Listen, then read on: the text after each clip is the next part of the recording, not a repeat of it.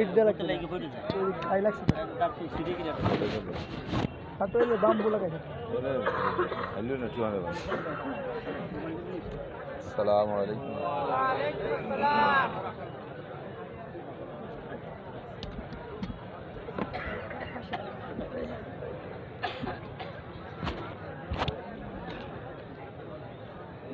Media media এত তাবিজ গলায় তোমাকে কোনটা নিচে করো, নিচে করো।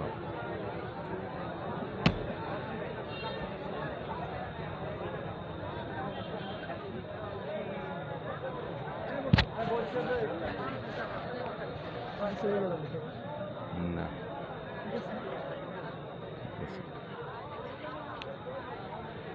তোমরা ক্যামেরাওয়ালারা বিভিন্ন প্রকারের আজে বাজে ছবি দেওয়ার ভিতরে অনুরোধ করি, যদি তাই কেউ করো তাহলে আমার ওয়াজ কালেক্ট করবা না। হেডলাইনে কিচ্ছু লেখা লাগবে না, শুধু তারিখ দিয়ে অমুক জায়গার মাহফিল আমার নাম দিয়ে দেবা। এখন আর নতুন কোনো অ্যাড লাগে না। আল্লাহর রহমতে আমাদের কথা শুনলেই মানুষে ইউটিউব খুলে দেখে, তোমাদের ভিউর অভাব হবে না। কিন্তু আকর্ষণীয় ভাষা ব্যবহার করার দরকার নাই ভিউ বাড়ানোর জন্য।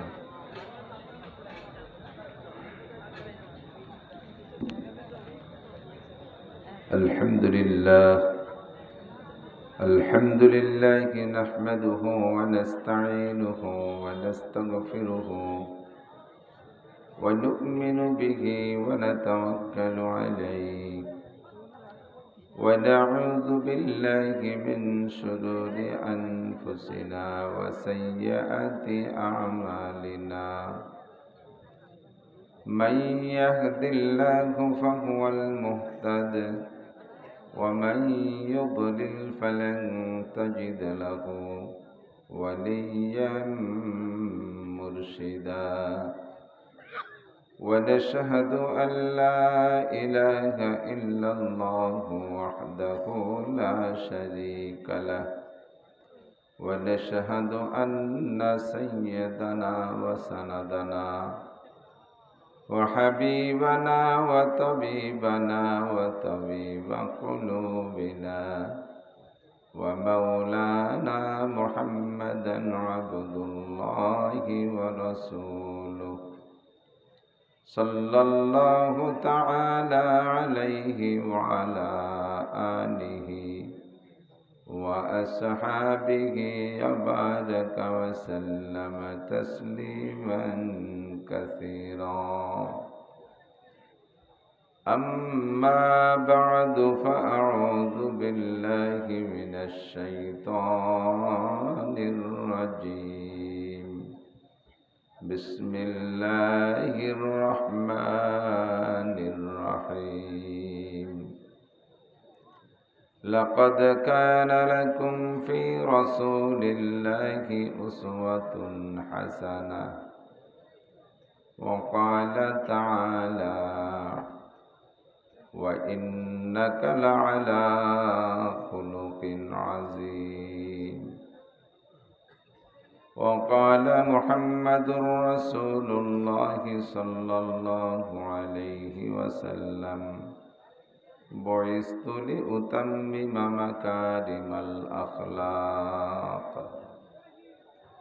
ثم قال النبي صلى الله عليه وسلم أفشوا السلام وأطعموا الطعام وألينوا الكلام صلوا بالليل والناس نيام أو كما قال عليه الصلاة والسلام.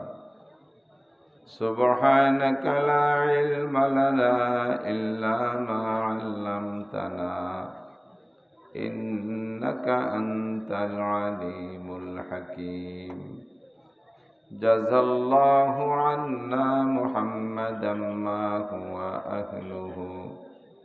سبحان الله وبحمده سبحان الله العظيم. رب اشرح لي صدري ويسر لي أمري واحلل عقدة من لساني يفقه قولي رب زدني علما اللهم أرنا الحق حقا وارزقنا اتباعه وأرنا الباطل باطلا وارزقنا اجتنابه সকলে বলি আমিন। মোহাব্বতের সাথে একটু দুরূদ শরীফ পড়ে নেই।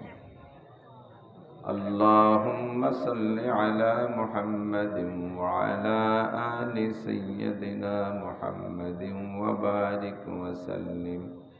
اللهم صل على محمد وعلى آل محمد كما صليت على إبراهيم وعلى آل إبراهيم إنك حميد مجيد اللهم بارك على محمد وعلى آل محمد كما باركت على إبراهيم وعلى آل إبراهيم إنك حميد مجيد।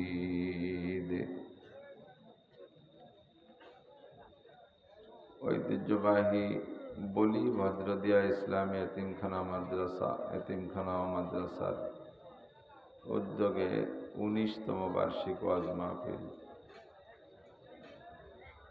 আজকের মাহফিলের সম্মানিত সভাপতি, এতক্ষণ পর্যন্ত বয়ান করেছেন আমাদের ফরিদপুরের উজ্জ্বল নক্ষত্র সমূহ বাহিরদের হুজুর মৌলানা মিজানুর রহমান ফরিদি, মৌলানা মুফতি শফিক সাহেব রাজাপুরী, এ অঞ্চলের অন্যান্য ওলামাই কেরাম, আইম্মায়ে মাসাজিদ, মাদ্রাসার আজিজ আমতোলাবা, প্রাণপ্রিয় দেশবাসী, আল্লাহ পাক রব্বুল আলামিন জাগতিক বিভিন্ন প্রকার বাধা বিপত্তিকে হটিয়ে দিয়ে আমাদের জন্য আজকে এই মুহূর্তে সুন্দর একটা আবহাওয়া দিয়েছেন, পরিবেশ তৈরি করে দিয়েছেন। পরপর 2-3 দিন বৃষ্টির পরে কিছু হিদায়তি কথা বলার ও শোনার সুযোগ করে দিয়েছেন। সকলে শুকর আদায় করি আলহামদুলিল্লাহ। আল্লাহ পাক রব্বুল আলামিনের যত গুণ আছে, সমস্ত গুণের মধ্যে একটা গুণ হলো, সিফাতি নামের মধ্যে একটা হলো ফাআলুল লিমা ইউরিদ, যা খুশি তাই করেন। লক্ষ্য করি ভাই, আমি মাদ্রাসায় পড়াই, দিনে হাদিস পড়াই, রাত্রেও পড়াই। মাদ্রাসায় দিন মাহফিল থাকে না, রাত 12টা-1টা পর্যন্ত পড়াই। ছেলেরাই বসে থাকে, পড়াই। দিনেও পড়াই, রাত্রেও পড়াই। ওয়াজ যে কয় মাস ছিল না, সেই কয় মাস খুব বেশি পড়াইছি, বিরাম নাই। অনেকে মনে করে এই সময় হুজুররা জিরেছে। হ্যাঁ, জিরেছে, বিশ্রাম নিচ্ছে, একদল আছে। তা আমাদের কপালে বিশ্রাম নাই। মাহফিলের সময় মাহফিল না থাকলে পড়াই। তো আপনারা তো সবাই মাদ্রাসার ছাত্র না, ভর্তি হতে পারবেন না, এটা আল্লাহ জানে। এজন্য আল্লাহ তাআলা সুন্দর একটা ক্লাসের ব্যবস্থা করে দিয়েছে, ফিল্ডে ওয়াজ মাহফিল। হাজারো মানুষ আল্লাহর রহমতে এখান থেকে আমাদের থেকে অনেক মাসালা শিখে আমল করতেছে, আছে না? আমি নামাজের মাসালাগুলি ইউটিউব থেকে শুনি, অনেকে সে বিষয়ে আমলে আসছেন কি আসেন নাই? ইউটিউব থেকে শুনে আসছেন। অজু গোসলের মাসালাগুলি বলে থাকি। স্বাভাবিকভাবে গতানুগতিক যে ওয়াজ আমি ইদানিং করি না, আমি জরুরি বিষয়গুলো নিয়ে আলোচনা করে কিছু তালিমের ব্যবস্থা করি। তাতে সুরও হয় না, গজলও হয় না, কণ্ঠও হয় না। এই কাটা ধরনের কথা আপনাদের কষ্ট হবে? যদি 2টা মাসালা শিখে যেতে পারেন লাভ হবে না? বহুত শুনছেন কিস্সা কাহিনী। আমিও একটা কিস্সা জুড়ে দিলে একে কিস্সায় 3-4 দিন কিস্সা শেষ হবে না। কি ফায়দা? একটা কিস্সা আউল আখের পড়লে নামাজের মধ্যে নামাজ হবে? ওই যে অজু গোসল হয়। কিন্তু মানুষের এই জাতীয় জরুরত অনেক রয়ে গেছে কিনা? এই জন্য আমি সে বিষয়ে কিছু কাটা কথা আপনাদেরকে পর্দার আড়ালে মা বোনরা বসে আছে, কিছু মশালা শুনতে চাই, শিখতে চাই, ইচ্ছা করি কিছু বলার জন্য, যদি আল্লাহ তৌফিক দান করে ইনশাআল্লাহ। সিজনের শুরুতেও কষ্ট হয়ে যায়, পরিশ্রম হয়ে গেছে অনেক বেশি, তারপরে স্বাস্থ্য শরীর খারাপ হয়ে গেছে, দুনিয়ার দুশ্চিন্তা ইত্যাদি ইত্যাদি মিলেইয়া, এই জন্য বেশিক্ষণ কথা বলতে পারি না। তো যতটুকু পারি আল্লাহ যা বলায়। তো আল্লাহ পাকের যত গুণ আছে তার মধ্যে একটা গুণ হলো, যত ক্ষমতা আছে তার মধ্যে একটা হলো ফাআলুল লিমা ইউরিদ। আরবিতে বলে ফাআলুল লিমা ইউরিদ, যা চান তাই করেন, যা চান। আর আরেকটা হলো এর পাশে আলা কুল্লি শাইইন কাদির, যা চান তা করার ক্ষমতা রাখেন, যা চান তাই যা চান তাই করেন এবং যা করার ইচ্ছা করেন তা করতে পারেন, ক্ষমতা রাখেন। এই গুণ একমাত্র কার? প্রেসিডেন্টের, প্রধানমন্ত্রীর, সেনা প্রধান, আইজি সাহেব, র্যাব প্রধান, আঞ্চলিক মন্ত্রী, আমেরিকার প্রেসিডেন্ট, জোরে না কইতে থাকতে হবে। যতবার না কবেন ততবার আল্লাহর ওয়াহদানিয়ত, আল্লাহর ক্ষমতার স্বীকৃতি হবে। এটা কলেমায় তৈয়বার নেকি পাবেন, কারণ সুবহানাল্লাহ। ভারতের প্রধানমন্ত্রী, জাপান, চীন, যা খুশি তারা কি করতে পারে? পারে না। একমাত্র কে পারে? মুহূর্তের ভিতরে আকাশে মেঘ নাই, লক্ষ লক্ষ কোটি কোটি গ্যালন, টনকে টন পানি মুহূর্তের ভিতরে সরবরাহ করেন সুন্দরভাবে, এক জায়গা গলগল করে ডালিয়ে দিয়ে সে জায়গায় ডাবাই দেয় না। কি সুন্দর ঝর্ণা আল্লাহর হাতে ছিটে গেছি, কোন মোটা বিভিন্ন প্রকারের ফোঁটা দিয়ে যেখানে যেমন দরকার সুন্দর করে পানি বর্ষায় দিচ্ছেন। ক্ষমতা কার? আবার কয়েক মাস পর্যন্ত বৃষ্টি দেয় না, জমিনকে পোড়ায়, জমিনকে পোড়া দেয়। পোড়ার ভিতরেও বরকত, ভিজানোর ভিতরেও বরকত, ঠিক না? কায়দা মতো রোদ দিয়ে জমিনটা পোড়ায় দিলি কি হয়? জমিনের ভিতরে অনেক জীবাণু আছে, ওগুলো নষ্ট হয়ে যায়। পরবর্তীতে বৃষ্টি দিলে উর্বর শক্তি হয়, ফসল সুন্দর হয়। তা আল্লাহ পাকের এই মহা ক্ষমতার 3 দিন ব্যাপী প্রমাণ দেখাইছে। আমাদের 3 দিন মাহফিল ছিল, গত 3 দিন। গতকাল তো আপনাদের জানা আছে শাকপাল দিয়া লেখত ভাইয়ের ওখানে ছিল, সেটাও মিস হয়ে গেছে। তার আগের 2 দিন মিস হয়ে গেল। আজকেও সংশয় ছিল আসাদ ভাইজান যে হবে কি হবে না, পারবো কি পারবো না। তারপরে উনি হিম্মত হারা হয় নাই। তো হিম্মতের বদৌলতে আল্লাহ পাক আমাদেরকে তৌফিক দিয়েছেন, একটু শুকর আদায় করে নি আলহামদুলিল্লাহ। যা খুশি তাই করেন, যা করার ইচ্ছা করেন তা করার ক্ষমতা রাখেন। সারা দুনিয়ার সব লগ রয়েছে, যাদের থেকে লগ শুরু হয়েছিল তাদের লগ আবারও চলতেছে। এখন France, Italy, Australia, America, Bharat সহ ওই দিক মাঝে আবার আরব আমিরাতগুলো মোটামুটি ভালো হয়ে গেছে। এপাশে দাদাবাবুরা আর ওপাশে আবার গডফাদাররা। দাদাবাবু আর গডফাদার 2 দলের মধ্যে দিয়ে চলতেছে করোনার দাওয়া দাবড়। ফাঁকে আমাদের ছোট্ট বাংলাদেশকে আল্লাহ তাআলা এখন অনেক ভালো রাখছে, বলেন আলহামদুলিল্লাহ। আল্লাহ যেন বাংলাদেশকে আরো ভালো করে দেয়, এবার বলেন আমিন। শীতের প্রারম্ভে মাননীয় প্রধানমন্ত্রী ভয় পেয়ে একটু সিগন্যাল দিয়েছে, একটু ভবিষ্যৎবাণী দিতে চাইছেন আমাদের সতর্কতার জন্য। উনি তো গায়েব জানে না, উনি গায়েব জানে নাকি? আমাদের পীর সাহেবরা একটু গায়েব জানে, এর কথা কয় না? পীর সাহেবরা গায়েব জানে না? তা কিভাবে জায়গায় বসে কয় যে এই পাশে ট্রাক জিরে বইরে ট্রাক আসতেছে, এ কয় কিভাবে? ওই পাশে গরু আসতেছে। আল্লাহ হেফাজত করুক। সব জায়গায় গোয়েন্দা লাগানো আছে, ওনরা ইনফরমেশন দেয়, খবর দেয়, সেই খবর কয়ে দেয় যাতে আমরা মনে হচ্ছে জম্মের ক কলনি, আসলে বিলাং কিছু না। ইন্নাল্লাহা ইনদাহু ইলমুস সাআ, গায়েবের খবর একমাত্র কার কাছে? আল্লাহ নবীকে বলে কুল লাউ কুনতু আলামুল গায়বা লাস্তাকসারতু মিনাল খায়র। নবী তুমি উম্মতরে বলে দাও, আমি যদি গায়েব জানতাম তাহলে কোনো ক্ষতিতে আমাকে স্পর্শ করতে পারতো না। আমার দাঁত ভাঙ্গা খাওয়া লাগতো না, আমার মাথা ভাঙ্গা খাওয়া লাগতো না, আমার এইভাবে জাদু করে 1 মাস পর্যন্ত বিপদে ফেলায় রাখতে পারতো না। আমি গায়েব জানি না বিদে আমার এই দুরবস্থা সময় সময় ঘটে গেছে। কথা কান ঠিক কি ঠিক না? তো নবীও গায়েব জানে না। মাননীয় প্রধানমন্ত্রী গায়েব বলেন নাই, উনি ভবিষ্যৎবাণী বলেছেন এভাবে যে সিমটম, লক্ষণ দেখে কিছু সন্দেহ করতেছেন যে যেহেতু করোনা রোগটা ভিজেতে এবং ঠান্ডায় ওরা নাকি প্রোটেকশন বেশি হয়, ওদের জন্ম বাড়ে এবং শক্তিশালী হয়, এই জন্য শীতকালকে ভয় পেয়ে উনি ভবিষ্যৎবাণী দিয়েছেন। বাকি আমরা মাননীয় প্রধানমন্ত্রীকে দোয়া করব, দেশের জন্য দোয়া করব, তাকে পরামর্শ দেব যে ওলামায়ে কেরামের জন্য এবং আমাদের মাহফিলগুলো খুলে রাখেন, আমরা আপনাদের জন্য কমপক্ষে দোয়া করব। কতক্ষণ দোয়া করব না? আমরা এই জায়গা করোনার থেকে বাঁচার জন্যই তো দোয়া করব, দেশের সবার জন্য দোয়া করব। হিন্দু বৌদ্ধ খ্রিস্টান সবাই বেঁচে যাবে। যেখানে যেখানে হিন্দু ভাইদের প্রশাসনিক ব্যবস্থায় তাদের হাতে খানি ক্ষমতা আছে, সে জায়গায় দিয়ে পূজা পাঠের অনুমতি দিয়ে যাচ্ছে।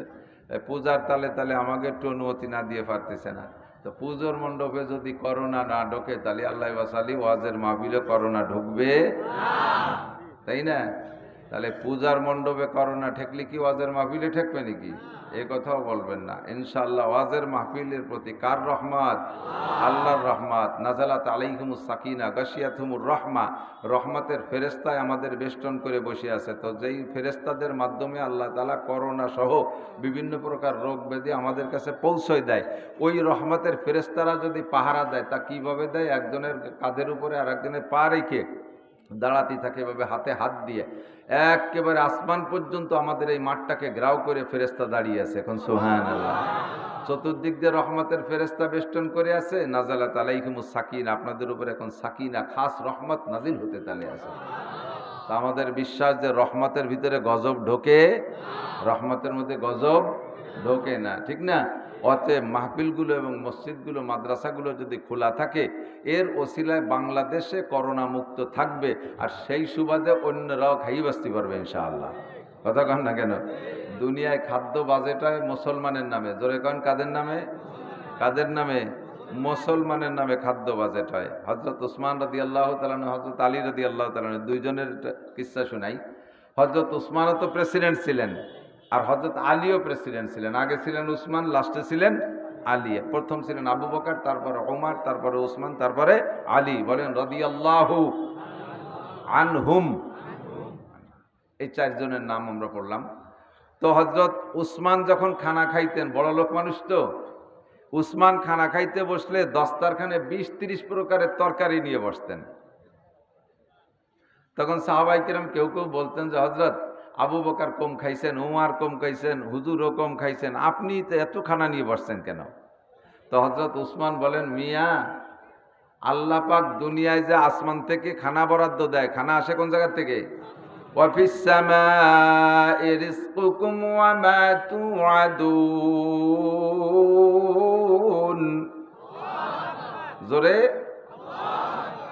অফিস সামাই রিজকুকুম ওয়া মা তুআদুন, আসমানে তোমাদের রিজিক রয়েছে এবং তোমাদের যে সকল বিষয়ে ওয়াদা দেওয়া হয়েছে তাও আসে কোন জায়গা থেকে? আমি মাঝে মধ্যে কয়ে থাকি, কথা এসে গেলে না করলে ভালো লাগে না। আমাকে এক বক্তা গেছে উত্তরবঙ্গে টাঙ্গাইলের ওই পাশে ওয়াজ করতে, আসার পথে ফাঁকা জায়গায় গাছ ফেলাইয়া ডাকাতি ধরছে হুজুরে। ডাকাতি ধরে গেট খুলাইয়া হুজুরে নামাইছে, নামাইয়া হুজুরের এক হাত ধরে ডাকাতি হুজুরের পকেট টুকাইয়া পকেটের মধ্যে হাত ঢুকাই যায়। আমি কথাবার্তা না কয়ে কি এরো কয়, হুজুর একটু আগে আপনার ওয়াজ শুনেছি, আপনারা বলছেন অফিস সময় রিজকুকুম, আসমানে আপনাদের রুজি, আপনাদের রুজি আসমানে, আর আমাকে রুজি হলে আপনাকে পকেটে। আপনারা আসমান থেকে পকেটে নিয়েছেন, আমরা নিয়ে যাচ্ছি, কথা কইেন না। তো রুজি আমাদের কোন জায়গা থেকে আসে? আসমান থেকে আসে। কথা কোন ঠিক না? আসমান থেকে। তো হযরত উসমান বলেন, আল্লাহ পাক রব্বুল আলামিন আসমান থেকে যে রুজি পাঠান, সারা দুনিয়ার সমস্ত মখলুকের রুজি আসে আসমান থেকে। এর একটা ওসিলা লাগবে না ভাই? 500 বরযাত্রী গেছেন কোন জায়গা খাইতে, কোন বিয়েতে গেছেন, এই বিয়েতে বরযাত্রী 500 লোককে খাওয়াবে, ওসিলা কে? জোর হলো না? বর না? এখন বর যদি না যায় 500 খাইতে দেবে? গেট দিয়ে ঢুকতে দেবে? আমাকে ওই জায়গায় একজনের বিয়েতে সবাই রেডি হয়েছে, বরযাত্রী যাবে, বর সেই দিন ওই পাট কাটে আইসিও কয় আমাকে ওদিক, ঠিক আছে নাকি? পাট কাটা আইসিও না, বড় কাশি, ওই বড় কাশি আইসো নিয়ে ও রেডি হয়েছে, গামছা টামছা মাথায় বেঁধে মাঠে যাবে। ওর হলো বিয়ে সেই দিন। তো ওর কাজে আমরা তোর বিয়েতে যাবো বলে রেডি হয়েছে, তুই যে আইসো কাশি নিয়ে ডাঙ্গায় যাস, মাঠে যাস, কি ব্যাপার? কয় যে আমার পাট কাটতে হবে, মাঝি বাইরে নিয়ে যাও। ওর বিয়ের দিন ওর পাট কাটতে হবে, মাঝি বাইরে নিয়ে যাও। তাহলে ও পাট কাটতে গেলে আর মাঝি বাইরে যত সাজায় নিক, মাইয়ে দেবে আর খাতি দেবে আপনাকে। তাহলে ওসিলা হলো বর, ও বরকে যাইতেই হবে, ঠিক না? যাত্রী যদি প্রধানমন্ত্রী, বিরোধী দিলেন এরশাদ শেখদের, এরশাদ চাচা, এই সমস্ত বড় বড় মোটা মোটাও হয়, তবুও বর ভ্যান চালানি হলেও বরের উপস্থিতি না হওয়া পর্যন্ত গেটও খুলবে না, খাইতেও।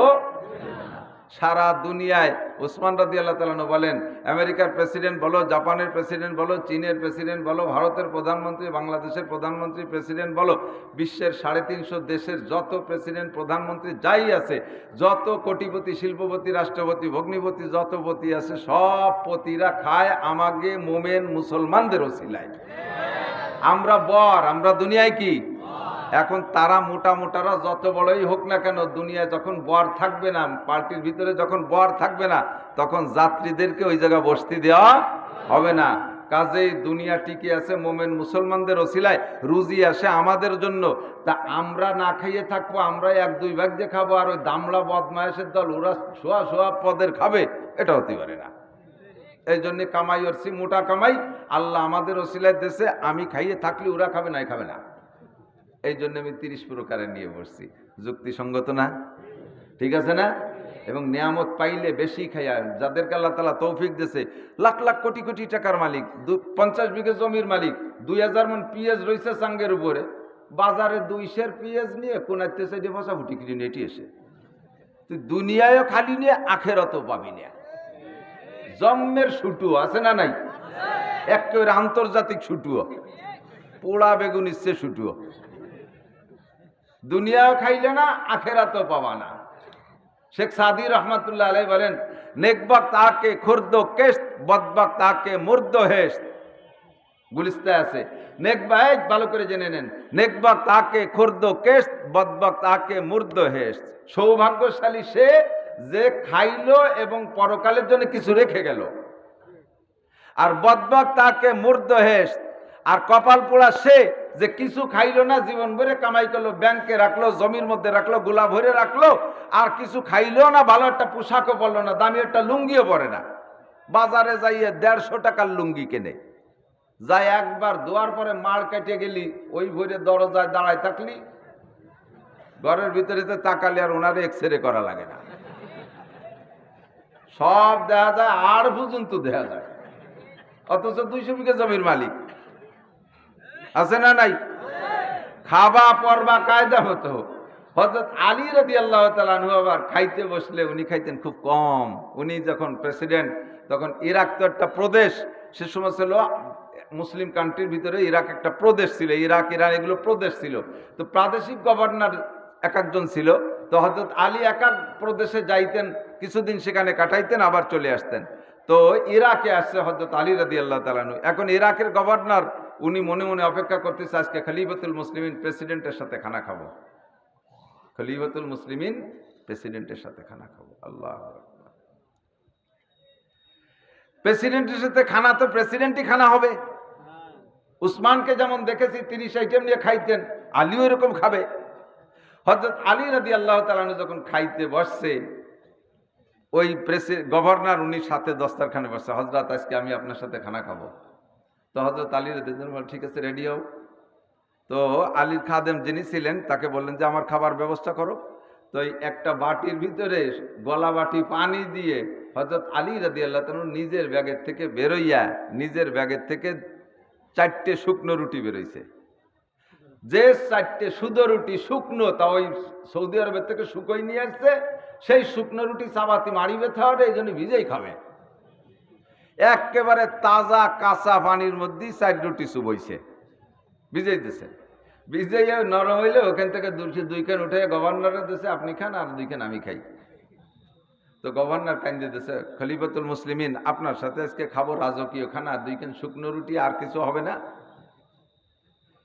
এই রুটি আপনি খাবেন, এর জন্য আপনি সৌদি আরবের থেকে নিয়ে আসছেন। আমাকে বললাম এই দেশে চাপাতি রুটি বানাইতাম, উটের গোশ, দুম্বার গোশ, মুরগির গোশ ইত্যাদি ব্যবস্থা করতাম, রোস্ট মোস্ট। তো উনি বলেন যে গভর্নর, আপনাকে আল্লাহ তৌফিক দিয়েছে, আপনি খান, আপনি গভর্নর, আপনার জন্য অনুমতি আছে, আমি অনুমতি দিছি খাবেন। তবে আমি খাই না, আমি খাই মদিনার রুটি। মদিনার থেকে 2 খান রুটি, এই সফরে যে কয়টা রুটি লাগবে আমি হিসেব করে বানায় নিয়ে আসছি, সাথে 2-4টে বেশি আনছি, কখনো মেহমান হতে পারে। আমি ওই রুটির ভিতরে মদিনাওয়ালা মুহাম্মদুর রাসূলুল্লাহ সাল্লাল্লাহু আলাইহি সাল্লামের ঘিরান পাই রুটির মধ্যে। আমি সেই ঘিরানের লোভে আমি অন্য কোথাও খানা খাই না, মদিনাওয়ালার ঘিরানের লোভে মদিনার থেকে রুটি বানায়, সেই রুটি ভিজাইয়া খাই। হার গুলেরা রঙ্গ বুয়ে দেগারাজ, প্রত্যেক ফুলের রং আর ঘিরান আলাদা। হযরত উসমানের যুক্তি কি যুক্তিসঙ্গত না অযৌক্তিক? 100% যুক্তিসঙ্গত। কথা বলেন ঠিক না? এক এক সাহাবার এক এক গুণ। হযরত ওমর রাদিয়াল্লাহু তাআলা আনহুর স্বভাব ছিল, হযরত ওমর বলেন হুব্বিবা ইলাইয়া মিনাদ দুনিয়া সালাস, এই দুনিয়ার তিনটে জিনিস আমার ভালো লাগে। হযরত ওমর বলতেছেন তিনটে জিনিস ভালো লাগে। কয়টা? এক নম্বরে আল আমরু বিল মারুফ, সৎ কাজের আদেশ দিতে ভালো লাগে, সৎ কাজের আদেশের ব্যাপারে আমাকে মজবুত কঠোর হতে ভালো লাগে। দুই নম্বরে নাহি আনিল মুনকার, অসৎ কাজের বাধা দিতে আমার ভালো লাগে।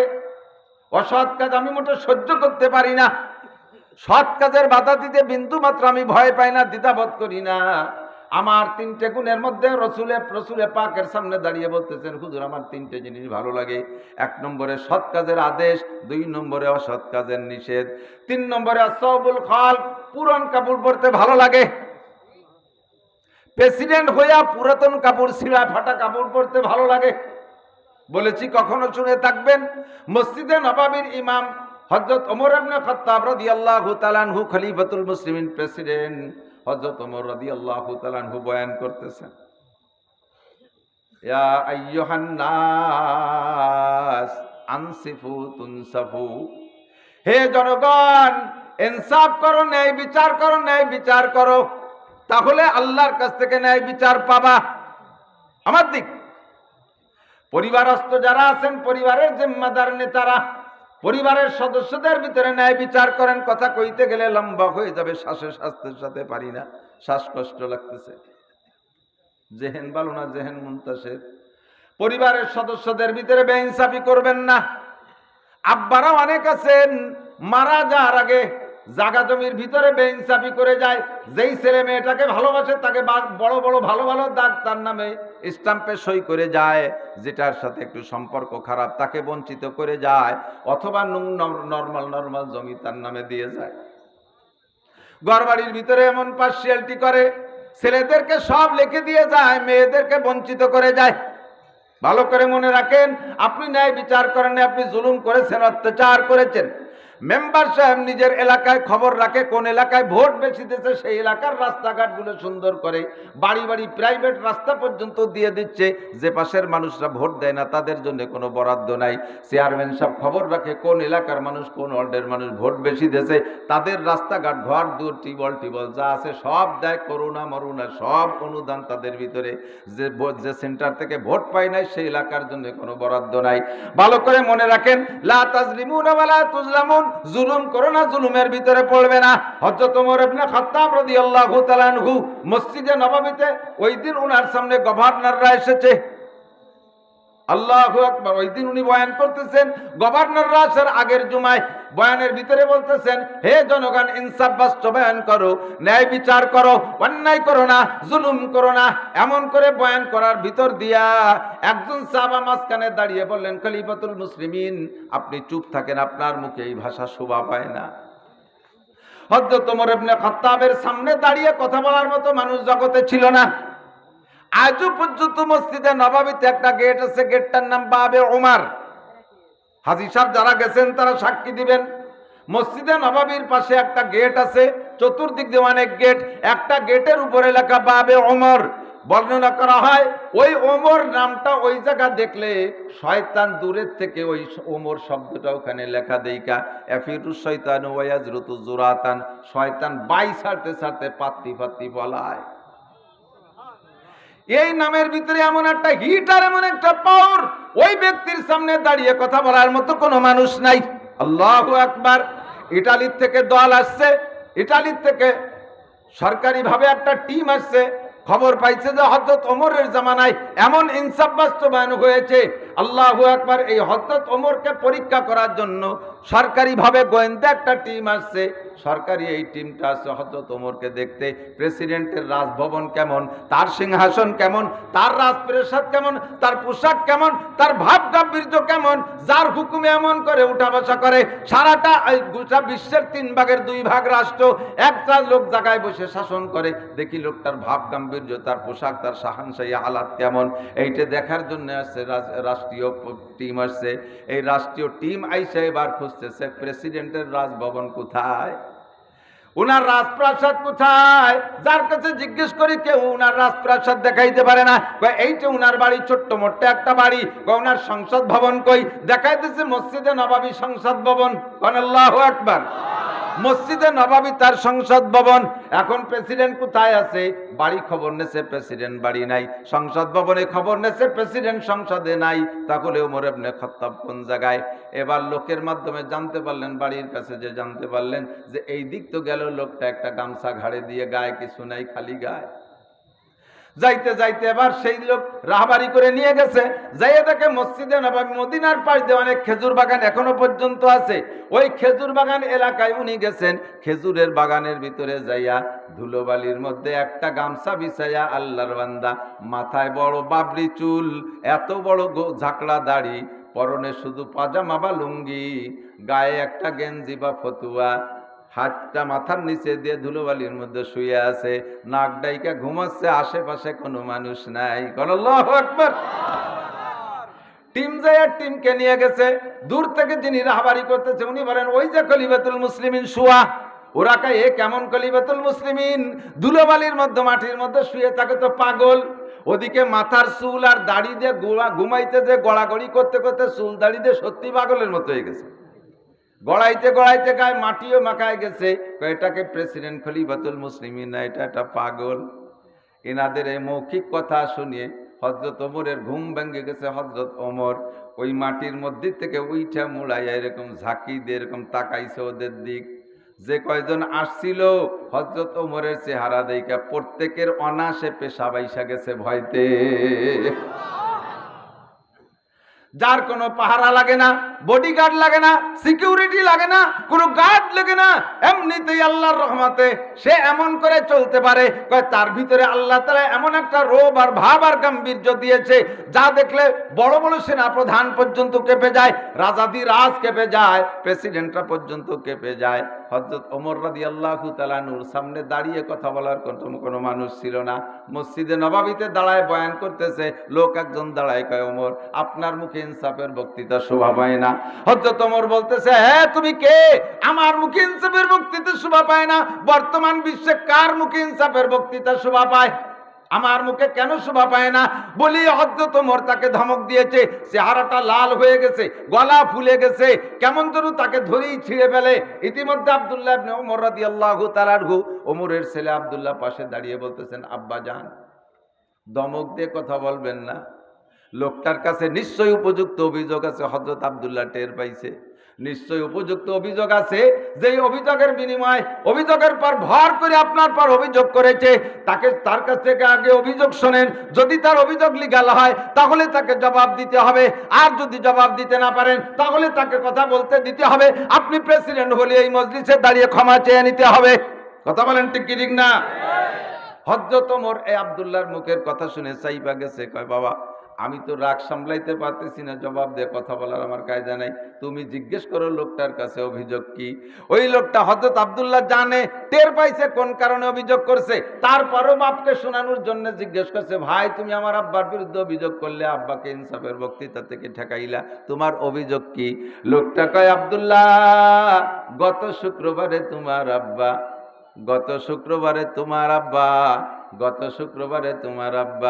আমাদের শুক্রবারের পরে শনিবারে বাইতুল মাল থেকে সরকারি কাপড় বিতরণ করেছিল, পিস কাপড়। আমাদের ভিতরে সবাইকে এক একটা করে কাপড় দিয়েছে। হে আব্দুল্লাহ, তুমি দেখো এই মসজিদে নববীর ভিতরে গত শনিবারে দেওয়া নতুন কাপড়ের জামা কাহারো গায়ে আছে নাকি? কয়, না, তা নাই। কেন তোমরা পরো নাই? কয়, কাপড়ের পিসটা এমন ছিল যে এক পিস কাপড়ে একজনের জামা হয় না। আমাদের মধ্যে সবচেয়ে খাটো যে, তারও জামা হয় না এক পিস কাপড়ে। তাই আমরা শনিবারে কাপড় দিয়ে জামা বানায় আসতে পারি নাই।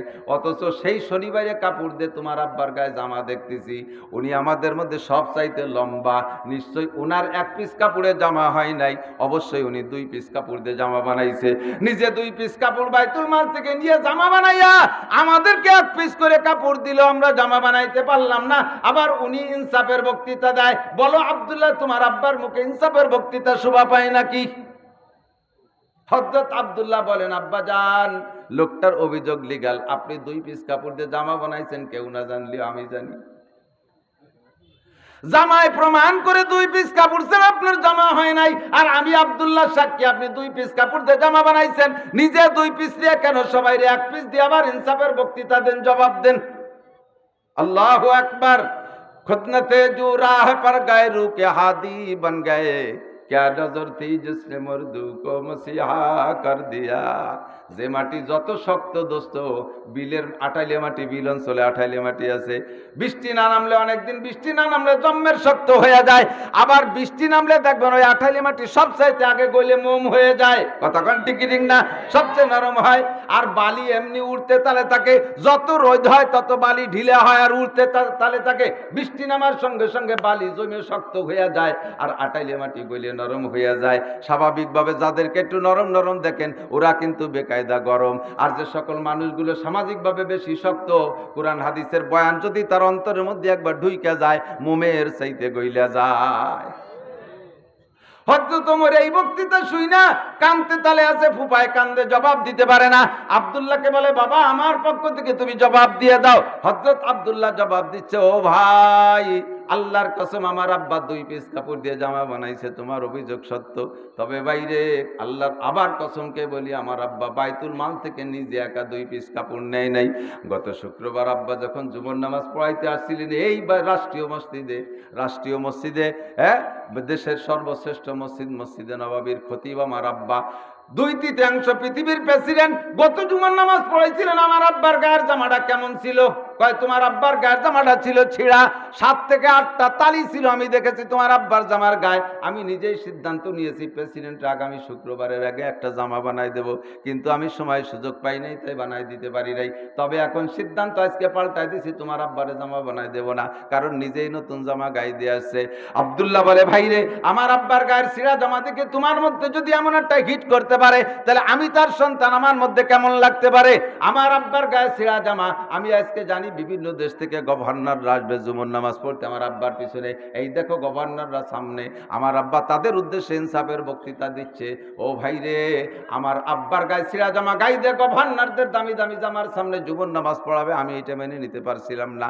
তাই শনিবারে যেই কাপড় বিতরণ করেছে, আব্বা 1 পিস নিয়েছিলেন, আমিও 1 পিস পেয়েছিলাম। আমার পিস আর আমার আব্বার পিস, 2 পিস কাপড় দিয়ে আব্বারে জামা বানাই দিছি। কইতে গেলে আইসা যায়, ও দোস্ত ইনসাফ বাস্তবায়ন করো, আমর বিল মারুফ নাহি আনিল মুনকার ওয়াস সাবুল কল। কথা এসে গেছে বলে গেলাম। হযরত ওমর ইবনে খাত্তাবের স্বভাব ছিল পুরান কাপড় পরা। অনেকে কয় কি, আরে বাবা হুজুরকে জামা দেখো, কি জাটের জামা, আর ধুতি, উরে 1300-1400 টাকা দামের লুঙ্গি, এত ভাব আসে কোন জায়গা থেকে? আরে আমার নবী সে 30টে তালি দিয়ে 80 তালির জামা গায়ে দিয়েছে, তুমি নবীর তালিওয়ালা জামা দেখিয়েছো নাকি? নবী 80 তালিতে জামা গায়ে দিয়েছে, দেখে আসছো? অভাব যখন ছিল তখন অভাব ছিল। নবী যখন সচ্ছলতা পাইছে, খায়বারের যুদ্ধের পরে নবী সচ্ছলতা পেয়েছেন। এই সচ্ছলতা পাওয়ার পরে নবী নিজে 18টা উট বিক্রি করে, নিজে 18টা উট বিক্রি করে 18 উটের যে টাকা, সেই টাকা দিয়ে একটা পোশাক বানাইছে নিজে, যাকে বলা হয় শেরওয়ানি। হাদিসে আসছে বুখারী শরীফের ভিতরে, যাইয়াকাতুল কুম্মাইন, যার হাতা দুটো খুব চাপা ছিল, ওযু বানাইতে গেলে গুছাইতো না, ওযুর সময় পুরো কোট খুলে হুজুর ওযু বানাইতেন, এরপরে আবার কোট পরতেন। 18টা উটের সে জামানাও যে দাম, এখনো সেই দাম, এখনো যে দাম তখনও সেই দাম। একটা উটের দাম বাংলাদেশি টাকার প্রায় 4 থেকে 5 লাখ টাকা। তা 5-18 কত হয়? এই 5-18 90 লক্ষ, কি হাজার, 90 লক্ষ টাকা দিয়ে নবী জামা বানায় পরছেন। নবী 3টে পাগড়ি পরতেন। যখন তৌফিক হয়েছে নবী না খেয়ে থাকেন না, 1 মাস পর্যন্ত নবীর ঘরে বাতি চুলো জ্বলে নাই, এ হাদিসও সত্য। আবার হুজুর যখন খায়বারের যুদ্ধের পরে সচ্ছলতা আসছে, স্ত্রীদেরকে 1 বছরের খাবার ব্যবস্থা হুজুর করে রাখতেন প্রত্যেক স্ত্রীর ঘরে। সঞ্চয় করা দোষ নয়। এবছর আল্লাহ তাআলা করুণা দিয়ে মুসলমানদেরকে অনেক কিছু শিক্ষা দিয়েছে। তার মধ্যে একটা হলো সঞ্চয় শিক্ষা দিয়েছে।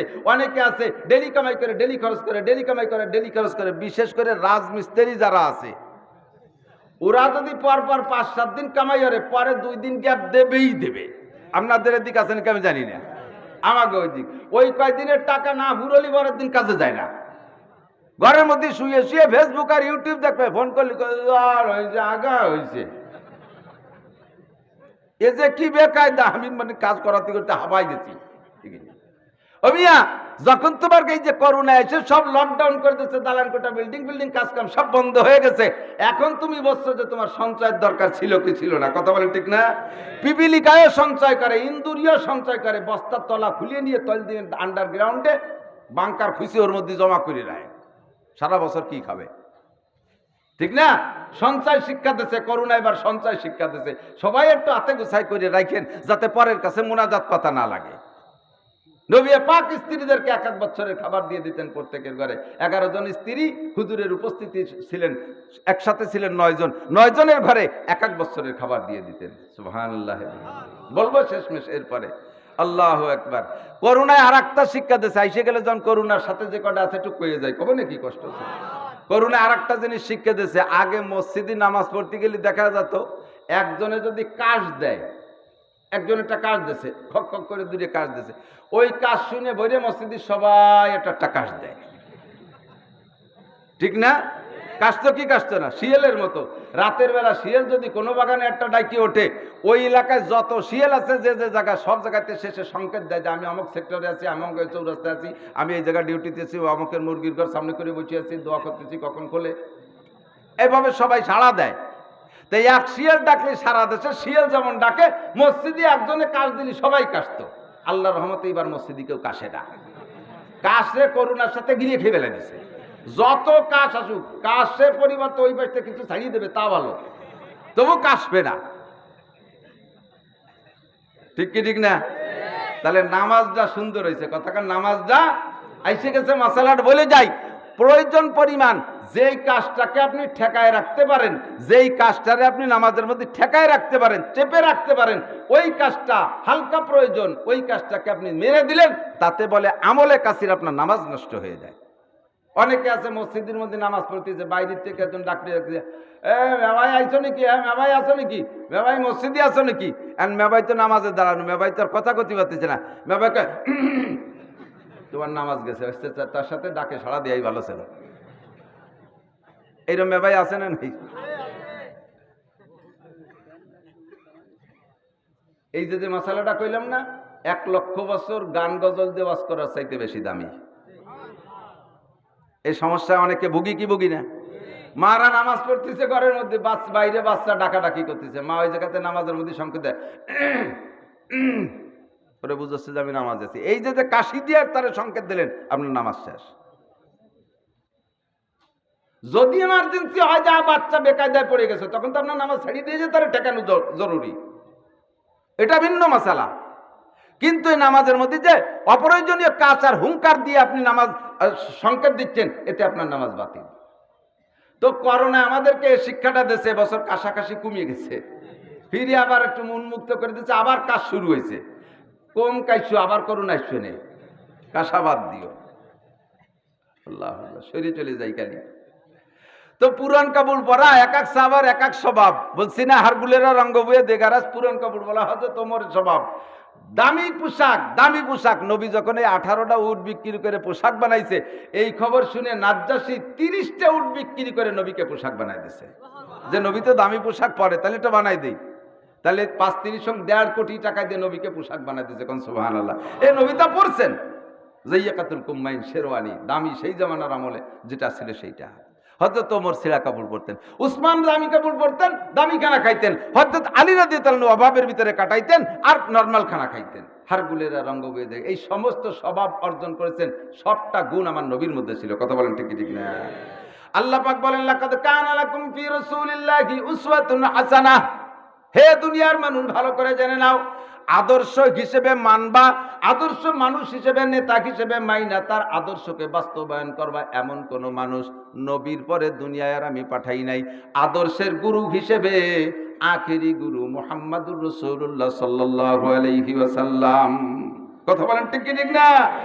আমরা যেই যে দল করি, ওই দলের নেতার আদর্শকে বাস্তবায়ন করার জন্য রাজপথ গরম করি। যারা আওয়ামী লীগ করি, তারা বলি বঙ্গবন্ধুর আদর্শকে, তার স্বপ্নকে বাস্তবায়ন করব। যারা বিএনপি করি, তারা জিয়াউর রহমান খালেদা জিয়ার আদর্শকে বাস্তবায়ন করার জন্য রাজপথ গরম করি, হরতাল মিটিং মিছিল ধর্মঘট করি, মারামারি খুনোখুনি করি। যারা জাতীয় পার্টি করি, এরশাদ সাহেবের আদর্শ ভালোবাসি। ও দোস্ত, আল্লাহ পাক রব্বুল আলামিন কোন নেতার আদর্শের কথা বলেন নাই, অনুসরণ করার জন্য বলছেন বিশ্বনবী মুহাম্মদুর রাসূলুল্লাহ সাল্লাল্লাহু আলাইহি ওয়াসাল্লামের আদর্শকে বাস্তবায়ন করার হুকুম করেছেন। কথা বলেন ঠিক কি ঠিক না? লাকাদ কানা লাকুম ফি রাসূলিল্লাহি উসওয়াতুন হাসানা। দুনিয়া আখিরাতে যদি মান সম্মান ইজ্জত হুরমত নিয়ে বেঁচে থাকতে চাও, দুনিয়ায় যদি আসমানি রহমত আর জমিনি বরকত পাইতে চাও, দুনিয়ায় যদি আল্লাহর কাছ থেকে আযাব গজব বালা মুসিবত থেকে বেঁচে থাকতে চাও, আখিরাতে যদি নবীর সাথে জান্নাতে যাইতে চাও, লোভ আছে নবীর সাথে জান্নাতে যাবেন?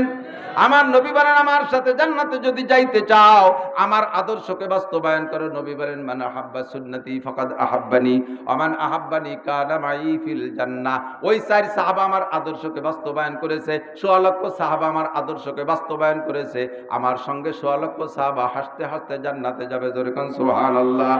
আমার সাহাবায়ে কেরামকে নিয়ে আমি জান্নাতে যাব এটা নয়, কিয়ামত পর্যন্ত আমার যত উম্মত আসবে এই উম্মত সম্পর্কে আল্লাহ পাক নিজেই সার্টিফিকেট দিয়েছেন। আস-সাবিকুনাল আউয়ালুনা মিনাল মুহাজিরিন ওয়াল আনসার ওয়াল্লাযীনা ইত্তাবাউহুম বিইহসান রাদিয়াল্লাহু আনহুম ওয়া রাদু আন। আল্লাহু আকবার। আল্লাহ পাক রব্বুল আলামিন আমার দিক আল্লাহ পাক রব্বুল আলামিন বলেন সাহাবায়ে কেরামদের ভিতরে দুই দল, এক দল হলো আগের, এক দল পরের। আস-সাবিকুনাল আউয়ালুনা মিনাল মুহাজিরিন ওয়াল আনসার। মুসলমানদের ভিতরে প্রথম শ্রেণীর মুসলমান দুই দল, এক দল মুহাজির, এক দল আনসার। এক দল মুহাজির, এক দল ঠিক কি ঠিক না?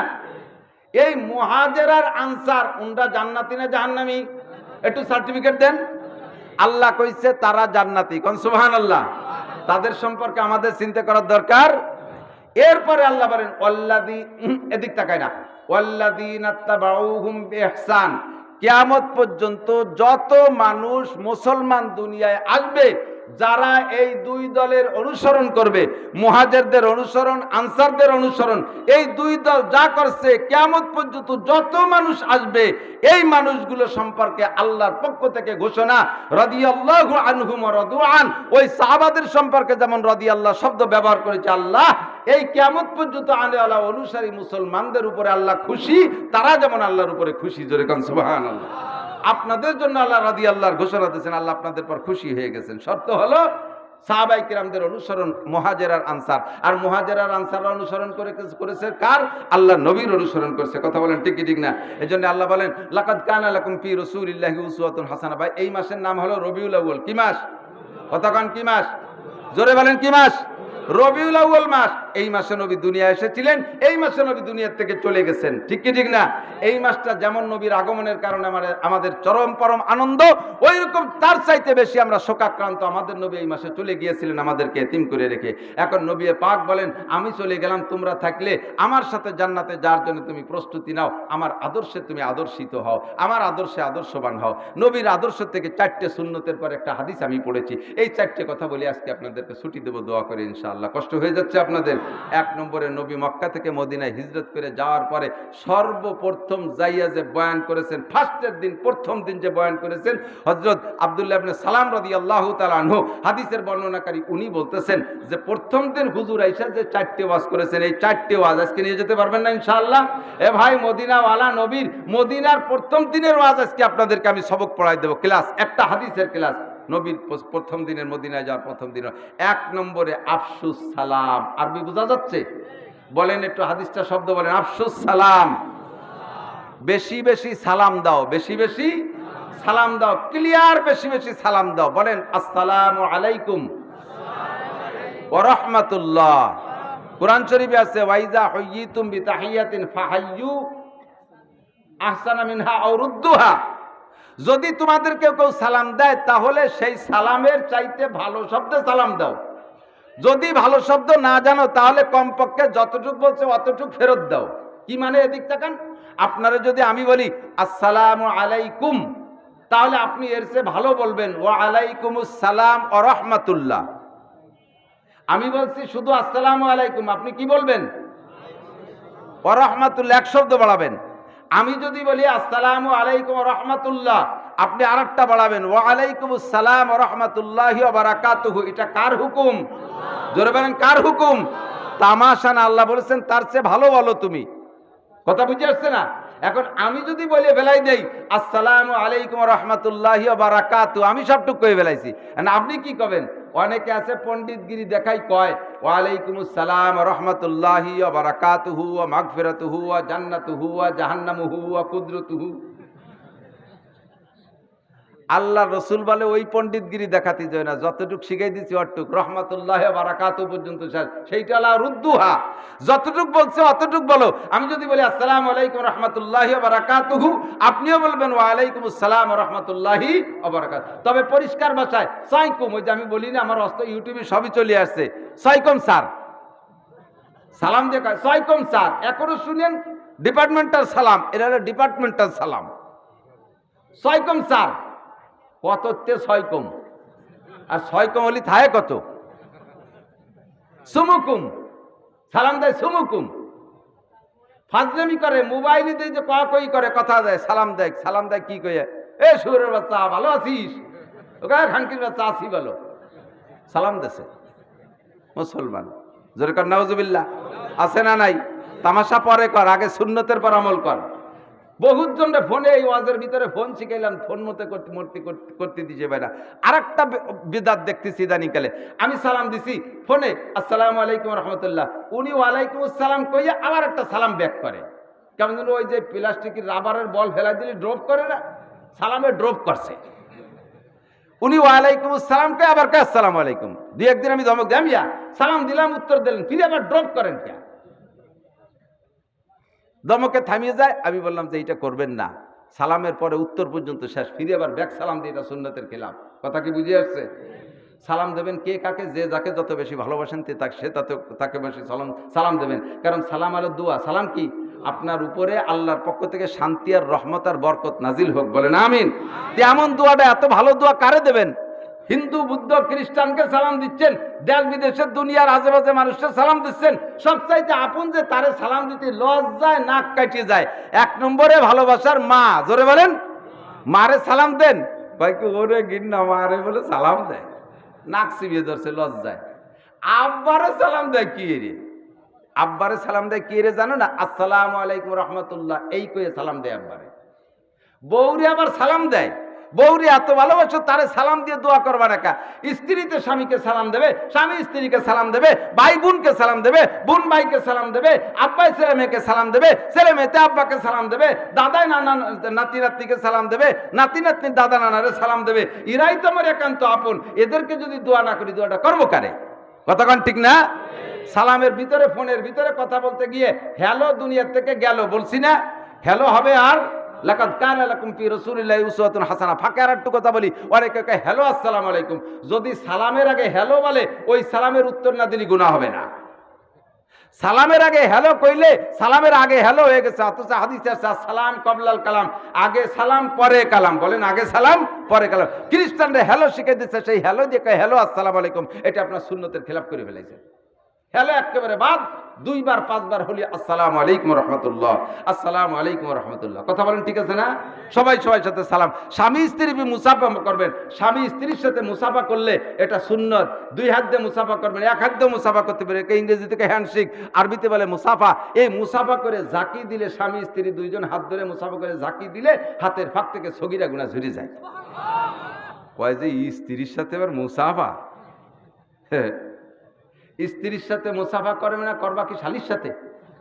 শালির সাথে মুসাফা করলে, স্ত্রীর সাথে মুসাফা করলে সগীরা গুনাহ ঝরে, আর শালির সাথে মুসাফা করলে কবিরা গুনাহ ঝরে। ওর দুইজনের মুঠির মধ্যে কবিরা গুনাহ ঢোকে। কতক্ষণ ঠিক কি ঠিক না?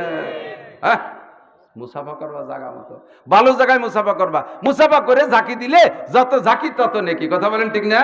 এই জন্য সুন্নতে তরিকা, নবী পাকের সুন্নাত। হুজুর বলেন একটা গাছের এই পাশে থাকতে তোমার সাথে দুইজনের সাক্ষাৎ হয়েছে, ওই গাছটা ঘুরে ওই দিকে ঘুরে আইছে, ওই লোকটা দেখা হলে আবারও সালাম দিবা, আসসালামু আলাইকুম রহমতুল্লাহ। ইফশায় সালাম, বেশি বেশি করে সালাম দিবা, পরিষ্কার ভাষায় সালাম দিবা। সেলুট সুন্নত না, আমাদের দেশে সুন্নত হয়েছে ডিপার্টমেন্টাল সেলুট দেয়, ঘুম করে এক লাথি এক চড়, চর দিয়ে দাপ নাই মারি দেয়। এর মানে কি? এক লাথি। এর মধ্যে কিভাবে শ্রদ্ধা জ্ঞাপন এটা আমি জানি না। শ্রদ্ধা হবে, সম্মান হবে সালামের মাধ্যমে, নবী আল্লাহ সুন্নাত। কথা বলেন ঠিক না? নবী আমাদের জন্য এগুলো নিয়ে আসতেন। আফসুস সালাম। দুই নম্বরে ওয়া আতইমুত তাআম। এই এদিক তাকান, মাওলানা বলেছে ওয়া আতইমুত তাআম, ক্ষুধার্তকে খানা খাও। হযরত উসমান দাঁড়িয়ে বলেন হুব্বিবা ইলাইয়া মিনাদ দুনিয়া সালাস, দুনিয়ায় তিনটে জিনিস আমার ভালো লাগে। এক নম্বরে ইকরামুজ যায়িব, এক নম্বরে ইতআমুত তাআম, দুই নম্বরে কিসওয়াতুল উরিয়ান, তিন নম্বরে তেলাওয়াতুল কোরআন। হযরত উসমান তো বড় আলেম মানুষ ছিলেন, পণ্ডিত মানুষ ছিলেন, ভাষার বড় মিল আছে। উনি বলেন তিনটে, যুবক তুমি তিনটে জিনিস, তিনটে গুণ অর্জন করো, এগুলো সব নবীওয়ালা সুন্নাত। এক নম্বরে ইতআমুত তাআম, গরিবদেরকে ক্ষুধার্তকে খানা খাওয়ানো। আল্লাহু আকবার। কয়েকদিন আগে বাবুল অলিমার ভিতরে মিশকাতের মধ্যে পড়াইছি, সবচাইতে দুনিয়ায় যত খানা আছে সুন্নতি খানা বা স্বাভাবিক খানা, এই খানার মধ্যে সবচাইতে উত্তম খানা হলো তাআমুল ওলিমা। আল্লাহ নবী বলেন ওলিমার খানা সবচাইতে দামি। ওলিমা কারে কয় ভাষাটাও বুঝে আসতেছে না, ওলিমা কি জিনিস। ওলিমাকে বাংলায় বানায় নিছি বউ ভাত। কি বলে? বউ ভাত। বিয়ে করে আইনা স্বামীর বাড়ি পুরুষের বাড়ি যে খানার ইন্তজাম করে তাকে বলে ওলিমা। কিন্তু আমাদের দেশে ওলিমারে বানায় নিছে বউ ভাতা, বড় যে হাল খাতা, ওই জায়গা বৈশাখ কালেকশন করে একেবারে কায়দা মতো একটা মোটা ইনকাম করে ফেলায়। ওরে ওলিমা খাওয়াইয়া, বউ ভাত খাওয়াইয়া কালেকশন করা টাকা শুয়োর বেচা টাকা খাওয়ার চাইতে হারাম, শুকরের মাংস খাওয়ার চাইতে হারাম। ওলিমা খাওয়াইয়া, আকিকা খাওয়াইয়া কালেকশন করা, এই টাকা চরম হারাম, চরম হারাম। নবী বলেন ওলিমার দাওয়াত পেয়ে যদি কেউ অ্যাটেন্ড না করে, অংশগ্রহণ না করে, ফালাইসা মিন্নি, সে আমার উম্মত না। ওলিমার খানা এমন দামি খানা, ওলিমা খাওয়ানো সুন্নাত। আল্লাহু আকবার। স্বামীর বাড়ি আইনা ওলিমা খাওয়াইতে হবে, এইটা হলো খাদ্যের মধ্যে সুন্নাত। কথা বলেন ঠিক কি ঠিক না? কিন্তু ওই ওলিমার মধ্যে কালেকশন করা জায়েজ নাই। এবার হুজুর বলেন ওই ওলিমার চাইতে ওই ওলিমার চাইতে নিকৃষ্টতম খানা নাই, যে ওলিমা খানোর ভিতরে নেতাকে দাওয়াত দেয়, বড় লোককে দাওয়াত দেয়, গরিবদেরকে বঞ্চিত করে। আছে না নাই? যারা মোটা মোটা টাকা দিতে পারবে তাদের খানা আগে, তাদের ভালো বেঞ্চে বসে খাওয়াইয়া, তাদের ভালো টেবিলে চেয়ার দিয়ে খাওয়াইয়া, সেইভাবে কালেকশন কইরা এরপরে যা থাকে গরিবদেরকে ডাল ডুল দিয়ে একটু পিটাইয়া দেয়। ও দোস্তরে, আল্লাহর নবী বলেন দুনিয়ায় যত নিকৃষ্ট খানা আছে তার মধ্যে এইরকম খানা সবচাইতে নিকৃষ্ট, যেই খানার ভিতরে গরিবদেরকে বাদ দিয়ে বড় লোকদেরকে খাওয়ানো হয়। কারণ বড় লোকরা খাইয়ে যাওয়ার সময় পয়াম পাইতে রয়েছে, ওই জায়গা দিয়ে যাবে চেয়ারম্যান সাহেব 50,000 টাকা, এমপি সাহেব 1 লক্ষ টাকা, মেম্বার সাহেব 25,000 টাকা, চৌকিদার সাহেব 20 টাকা। চৌকিদার কয় জীবনেও তোর বাড়ি আর খাতি আসবো না, 20 টাকা দিয়েছি তা তোর মাই কি ক্ষতি কইছে কেনা। অনেকে আছে দাওয়াত পাই ওই টাকা দেওয়ার বাড়িতে খাইতেও যায় না। কথা কন না কেন? আছে না নাই? আমি যাই না, আমার টাকা দেওয়ার ভয় না, অভাব আছে তা তো না, কিন্তু আমি ওই জায়গা গেলে না দিলি পারা সামাজিকতা রক্ষা হয় না। দিলি নবীর সুন্নতের খেলাপ হয়, আমি করব কি? তোর সামাজিকতা, আমি নবীর সুন্নতকে বাস্তবায়ন করব। কথা বলেন ঠিক ঠিক না? দাওয়াত দিলে যাইয়ে খাইয়ে কায়দা মতো খাইয়ে এরপরে পান 2 গালে 2 ভরিয়ে দিয়ে সিগারেটি বেরিয়ে আসবো। চাইরে নাও দেবো না, 2-4 বার যদি এরম হয় শেষে দাওয়াতই দেবে না। কয়টা তো খাওয়া দাওয়াত খালাম না তোর বাড়ি, চারটে খাইয়ে যদি সে জায়গায় 1,000-2,000 টাকা দিয়ে আসতে হয়, তাহলে 1,000-2,000 5,000 টাকা দিয়ে তোর বাড়ি খাতি আসবো কা? 5,000 টাকা দিয়ে গোস্ত কিনলি পরে কয় ভাই ভূতি 1 মাস পর্যন্ত খাতি পারবো। কতক্ষণ না কা? তোর বাড়ি খাইয়ে আমি হোটেলের টাকার বিল দিতে আসবো কা? এই সমস্ত টাকা হারাম। সাবধান, সতর্ক থাকবেন। হযরত উসমান বলেন আমার ফ্যানের বাতাস দিয়ে না, যাকে গরম ঠেকতেছে তারা ওই দিক নিয়ে নেন, আমার গলা বসে দিবে না। ক্ষুধার্তকে খানা খানো। ভাই, কিয়ামতের মাঠে আল্লাহ তাআলা, সেদিনকে হাদিসে কুদসি পড়াইছে, কিয়ামতের মাঠে আল্লাহ তাআলা বলবেন, মানুষকে ডেকে বলে, বনি আদম তাআল এদিকে আসো, বনি আদম এদিকে আসো, ডেকে কাছে নিয়ে বলবে, আমি তোমার কাছে খানা চাইলাম, তুমি আমার সাথে খাবার দিলে না। সাআলতুকা তাআমান ইস্তাতআমতুকা, আমি তোমার কাছে খানা চাইছি, ফালা আতআমতানি, তুমি আমারে খানা খাওয়াও নাই। বনি আদম, ইয়া রাব্বি আনতা রাব্বুনা, হে আল্লাহ তুমি তো আমাদের রব, ওয়া আনতা লা তাকুলু ওয়া লা তাশরাবু, তুমি তো খাও না পান করো না এটা জানি, তুমি কিভাবে কবে আমার বাড়ি খানা চাইতে গেলে? আল্লাহ পাক বলবেন, কে তোর কাছে অমুক দিন আমাকে ফকির গেছিল না, 4টে খাবার চাইছিল, তুই তারে দিস নেই? কয় যে হ্যাঁ, এমন একটা ঘটনা ঘটছিল। কয় যে ফাইন আতআমতাহু ফাওয়াজাততানি ইনদা যালিকা, যদি ওই ফকিররে খাওয়াইতি তাহলে ও জায়গা আমারে পাইতি। ওই ফকিররে খাওয়ানো মানে আমি আল্লাহ পাককে খাওয়ানো। জোরে কোন সুবহানাল্লাহ। অম্মা সাইলা ফালা তানহার, বলানা কইছে না সূরা দুহার ভিতরে, যে ভিক্ষুকে যদি চায় তার ধমক দিয়ে তাড়াই দিয়েন না, তাড়াই দিয়েন না, খাইতে চাইলে মানুষকে ফিরেবেন না। আর একটা কথা জানাই দেই, অনেকের বাড়ি ভালো পুকুর আছে, সব বাড়ি তো আর পুকুর থাকে না। এক বাড়ি পুকুর আছে, ভালো পানির ব্যবস্থা আছে, এক বাড়ি ডিপ টিউবওয়েলে ভালো পানি আছে, সব বাড়ি ভালো পানির টিউবওয়েল নেই। এখন আপনার বাড়ি পানি আছে, পানি চাইতে আসছে মানুষ, আপনার পুকুরেতে পানি নিতে চায়। অনেকে মনে করে যে পানি নিয়ে গেলে এই পানি ফুরোয় যাবে রে, এত মানুষে পানি নিলে পানি ফুরোয় যাবে। আরে পানির মালিক তুই না আল্লাহ? ধরে বলেন কে? গত বছর মাঠে পানি ছিল না, এবার দেশ বেড়ে পানি এখন শুই পাচ্ছিছে না, পিএস কবে লাগাবো তাই নিয়ে টেনশন করতেছি। গতবার পানি ছিল না, সেই সময় তুই পানি আনতি, আর এবার এত পানি এসে তুই বেড়াইতে ঠেয়াতি। পানি দেয় কে? হাদিসে আছে সালাসাতুন কদ হারামাল্লাহু আলাইহিমুল জান্নাহ। আমার নবীর আদর্শ নবী বলেন তিন ব্যক্তির জন্য বেহেশতে হারাম। জোরে বলেন কয় ব্যক্তি? তিন ব্যক্তি। এক নম্বরে রজুলুন মাহু ফাদলু মাইন ফি তরিক ফামানাহু মিন ইবনিস সাবিল। যে ব্যক্তির কাছে পর্যাপ্ত পানি আছে অথচ তার কাছে পানিবিহীন লোকগুলো পানি চাইলো, পানির অভাবীরা পানি চাইলো, পর্যাপ্ত পানি তাই থাকতে তারে পানি দিল না, ওই লোকটার জন্য জান্নাত হারাম। জোরে কোন নাউজুবিল্লাহ। টিউবওয়েলের পানি নিলে ফুরাবে না, টিউবওয়েলের মালিক তুই না। টিউবওয়েলের মালিক তুই হতে পারিস, আন্ডারগ্রাউন্ডের পানির মালিক তুই না। তুই মাত্র একটু সিস্টেম করছিস, আল্লাহ তাআলা পর্যাপ্ত পানি দিয়ে যাচ্ছে। তুই একটা পুকুর কাটছিস, আল্লাহ তাআলা পানি দিচ্ছে, ওর থেকে পানি নিতে থাকবি, সময় মতো আল্লাহ তাআলা আরো পানির ব্যবস্থা করে দেবে। কথা বলেন ঠিক কি ঠিক না? দুই নম্বর ওই ব্যক্তি যেই ব্যক্তি কোনো নেতারে সমর্থন করলো, ভোট দিল দুনিয়ার কোনো উদ্দেশ্যে। ইন আতাহু রাজিয়া ওয়া ইল্লাম ইউতিহি সাকিতা।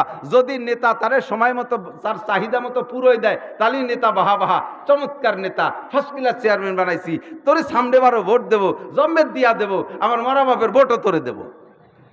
আর যদি চেয়ারম্যান সময় মতো করুণার এই কম্বলটা মজা আইসে ভাগ না দেয়, আইসে দেয় এবার সলাই দিয়ে বাড়াই দেবো, তাহলে তুমি ভোট দেছো দুনিয়ার লোভে। নবী কয় তুই অপাত্র, সে যদি অপাত্র হয়ে থাকে, অপাত্রে ভোট দিছিস দুনিয়ার লোভে, ওই লোকটা গুনাহ করে যত গুনাহ করবে, অন্যায় করে সমস্ত গুনার ভাগ তুমি রীতিমতো পাইতে থাকবা, তোমার জন্য জান্নাত হারাম। এরকম লোক আছে না নাই? কথা কন। এবার ভোট দেশে চেয়ারম্যানরে ভালো মনে হয়ে, চেয়ারম্যান পর্যাপ্ত দেই নেই, সিদ্ধান্ত পাল্টা দিয়ে স্টার্টিং বাম দিক ঘুরে দিয়েছে, তুই আইসে দেশ খালি বাড়ির দাঁড়িয়ে এবার জম্মের দিয়ে দেবো ভোট। আছে না নাই? আল্লাহু আকবার।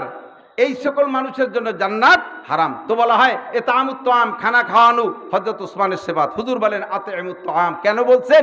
মক্কা থেকে মদিনায় যখন মুহাজিররা গেছে, ঘর বাড়ি ভিটে বাড়ি জায়গা জমি কিচ্ছু নিতে পারে নাই, পোশাকও নিতে পারে নাই, পরনের পোশাকটা ছাড়া অতিরিক্ত কিছু নিতে পারে নাই।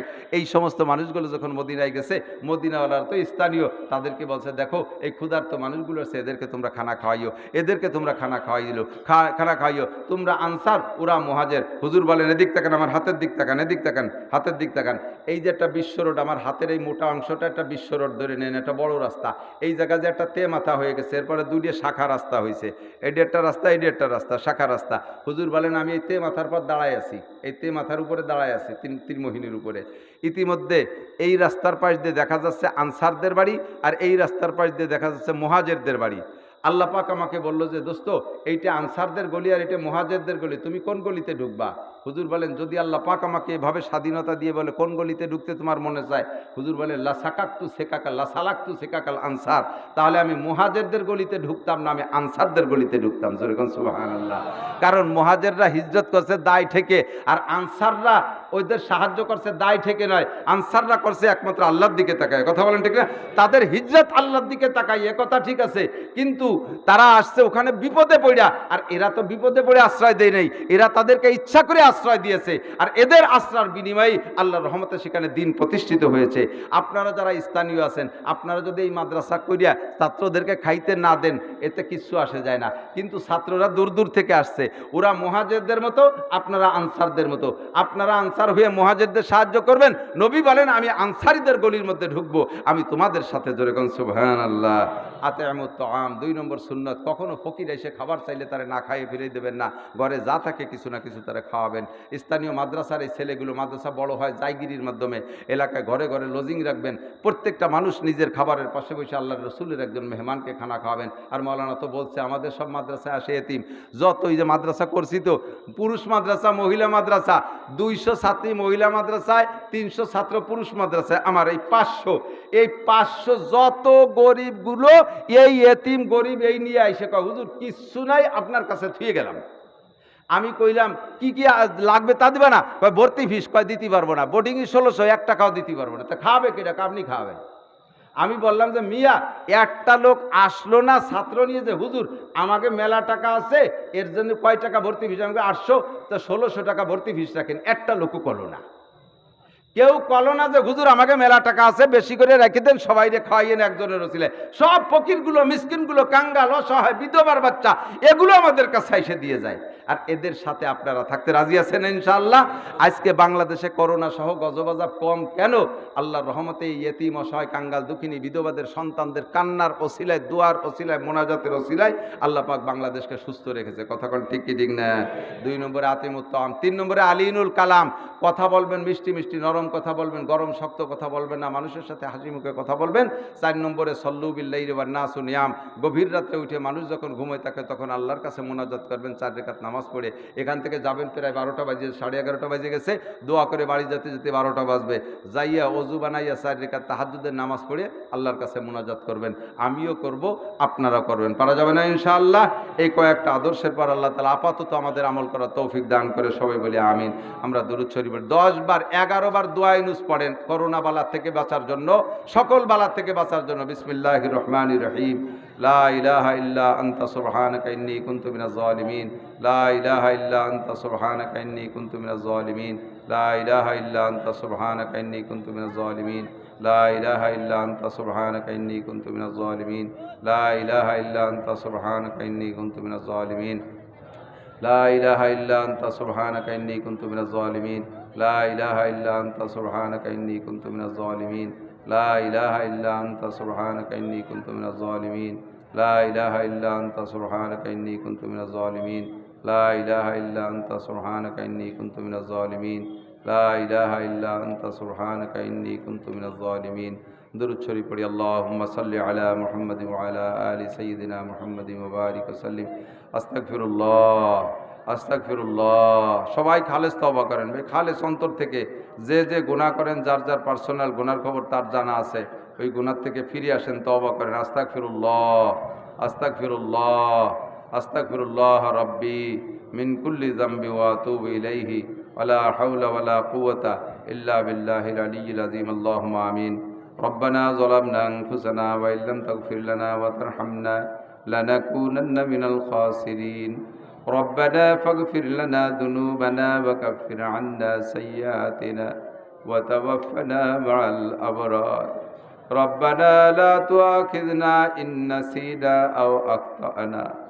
ربنا لا تؤاخذنا إن نسينا أو أخطأنا. ربنا لا تؤاخذنا إن نسينا أو أخطأنا. ربنا ولا تحمل علينا إصرا كما حملته على الذين من قبلنا. ربنا ولا تحملنا ما لا طاقة لنا به.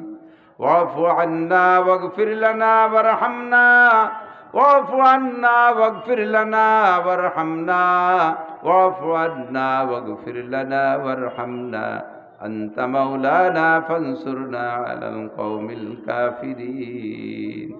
রব্বুল আলামিন, তুমি সুযোগ দিয়েছো এখানে বসে হাত তোলার, কিছুদিনই হিদায়াতি কথাবার্তা বলার সুযোগ দিয়েছো মালিক। তোমার ওলামায়ে কেরাম বয়ান করেছে, তোমার নেক বান্দা বান্দিরা শুনেছে।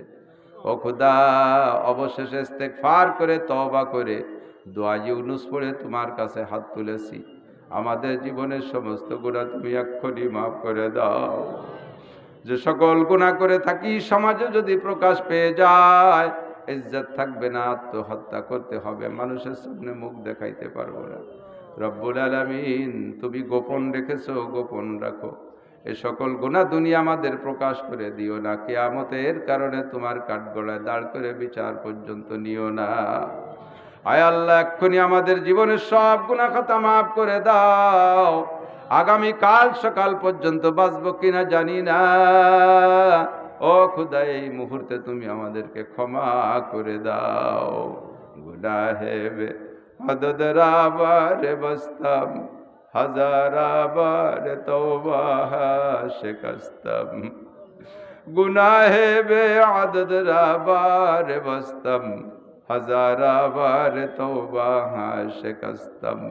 गर गुनाह नम बख्शी मुक्तजाए रहमत और बेगिरी पसमनम बे शको कुवत राजादी नजिया अज बहरे पुर अमुआज सैले हौलनाक कश्ती हमचू हंसते अंदर दस्ते हमचू तू नसीर ও খুদা গুনার সাগরের মধ্যে হাবুডুবু খাইতেছি গুনার কারণে তুমি আমাদের পর আযাব গজব বালা মুসিবত দিচ্ছ মালিক আজকে আমরা খাস তওবা করলাম খালেস তওবা করলাম আমাদের তওবার পর তুমি অটল থাকার তৌফিক দান করো আয় আল্লাহ আমাদের বিগত গুনাহ মাফ করে গুনার পরিবর্তে নেকি দিয়ে আমলনামা ভরে দাও আমাদের আব্বা মা দাদা দাদি নানা নানি আত্মীয় স্বজন যারা কবরে চলে গেছে সবাইকে মাফ করে দাও এই এলাকায় যত কবরবাসী কবরে শুয়ে আছে এই মাদ্রাসার ওসিলায় উলামায়ে কিরাম তুলাবায়ে ইজামদের তুফাইলে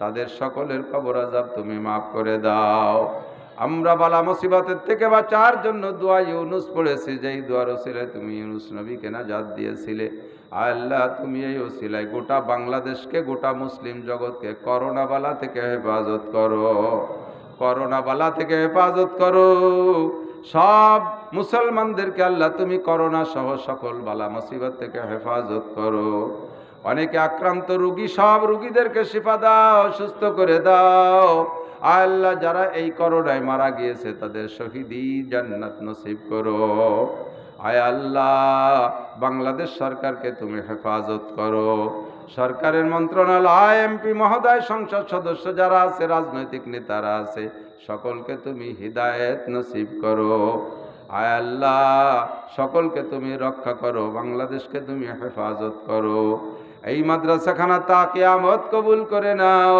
মাদ্রাসার অভাব অনটন দূর করে দাও মাদ্রাসায় যারা দান করলেন তাদের দানের হাত আরো বড় করে দাও তাদের হালালভাবে লাখ লাখ কোটি কোটি টাকার মালিক বানায় দাও পর্দার আড়ালে মা বোন যারা আছে আল্লাহ তাদেরকে দিন শরিয়াত মেনে চলার তৌফিক দাও ফিতনার জামানা ইজ্জত বাঁচানো বড় কঠিন হয়ে গেছে মালিক ও আল্লাহ তুমি দুনিয়া আখিরাতে বেইজ্জত করো না আল্লাহ গুনাহ তো করেই ফেলাই গুনার কারণে গুনাহ দিয়ে তুমি সমাজে বেইজ্জত করো না অপমান করো না মালিক তুমি হেফাজত করো ইয়া জাল জালালি ওয়াল ইকরাম ইয়া জাল জালালি ওয়াল ইকরাম ইয়া হাইয়্যু ইয়া কাইয়্যুম বিরহমাতিকা নাস্তাগীথ আল্লাহুম্মা আকরিমনা ওয়ালা তুহিন্না আল্লাহুম্মা আকরিমনা ওয়ালা তুহিন্না আল্লাহুম্মা আইজ্জিনা ওয়ালা তুযিল্লানা আল্লাহুম্মা আইজ্জিনা ওয়ালা তুযিল্লানা রব্বিরহামহুমা কামা রাব্বায়ানি সগীরা রব্বি জিদনি ইলমান নাফিআ সাল্লাল্লাহু তাআলা আলা খাইরি খালকিহি মুহাম্মাদিন ওয়া আলিহি ওয়া আসহাবিহি আজমাইন বিরহমাতিকা ইয়া আরহামার রাহিমিন আসসালামু আলাইকুম খাবার